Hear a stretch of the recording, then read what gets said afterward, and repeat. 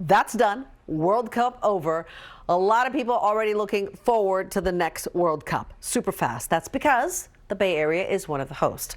Total of 16 stadiums across North America will host World Cup matches in 2026. We're showing you a map. You can see them right there. What do you see there? Look at all those names. Levi's right there in Santa Clara County. The host cities include LA, Seattle, you've got some in Mexico, and you've got some in Canada as well. 3 of them in Mexico.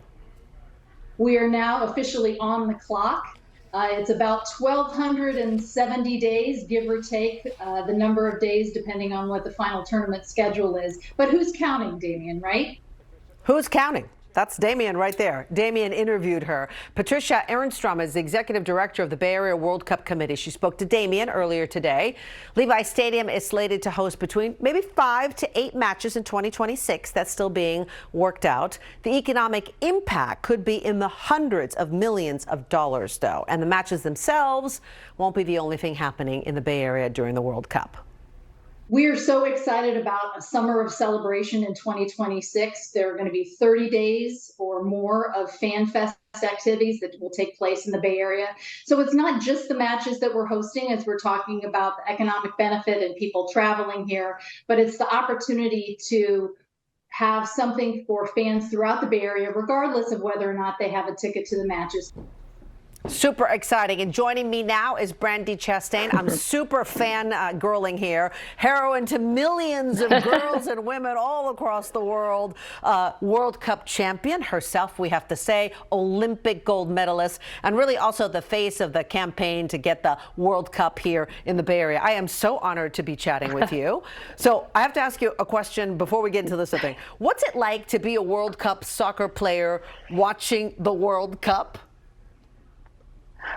Oh my gosh, I was so excited and nervous. I did not sleep at all the night before the game, and I was just praying for a great match, which we got obviously in that 3-3 tie and then going all the way to the penalty kicks.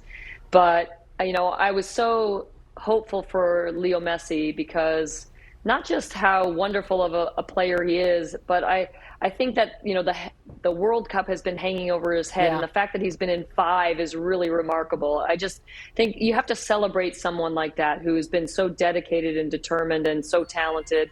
And I'm just happy that it turned out the way that it did. All right, let's talk about bringing the World Cup here and the significance that's going to have, not only just from an economic standpoint, but significance for the Bay Area to have something like that here. Well, there's quite a few, I would say, ancillary benefits to the World Cup. We're going to get to see the greatest soccer players on the planet, so that's phenomenal. To have it here in the Bay Area, we have, we are known for how multicultural and diverse our community is, and that every country in the World Cup will have representatives here.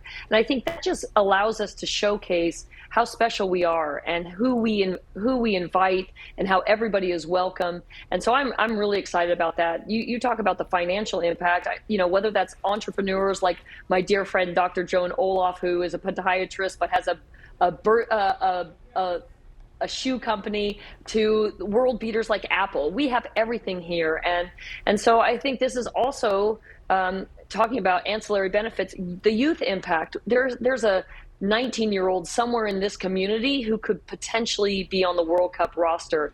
Argentina is a perfect example. They had 23-year-olds, 19-year-old, 20-year-old. So there is dreaming that could be happening right now. And so I just think the excitement and the history and the tradition that happens here with soccer from 1994 with Brazil taking over Los Gatos and the South Bay area and how fun that was. But the tradition of championship elite sports here with the 49ers, the Warriors, the Giants, our beloved San Jose Quakes, and our Cyber Rays for women's soccer. And we hope that we can bring women's soccer back in the NWSL in 2024. 2 quick questions for you. From a fan experience, what do you think that's going to look like for the fans that get to participate in some of these matches and the other things that might be going on related to the matches? Well, having traveled the world to watch World Cups, I was in Moscow. I've been to the World Cup in '94.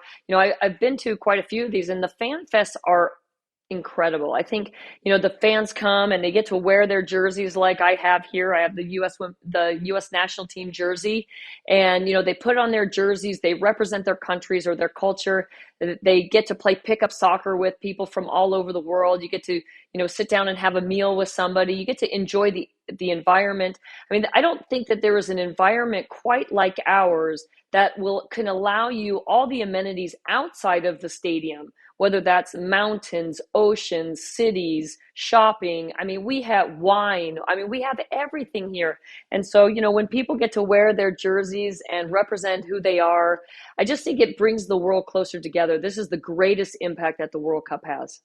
And we also here in the Bay Area have Brandi Chastain. So we got a lot to gloat about when the next World Cup comes around. Brandi, thank you so much for your leadership and for being here with us today.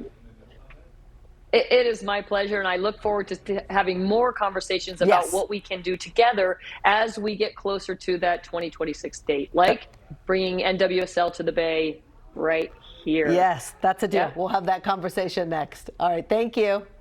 We'll be right back. Excellent. Thank you so much.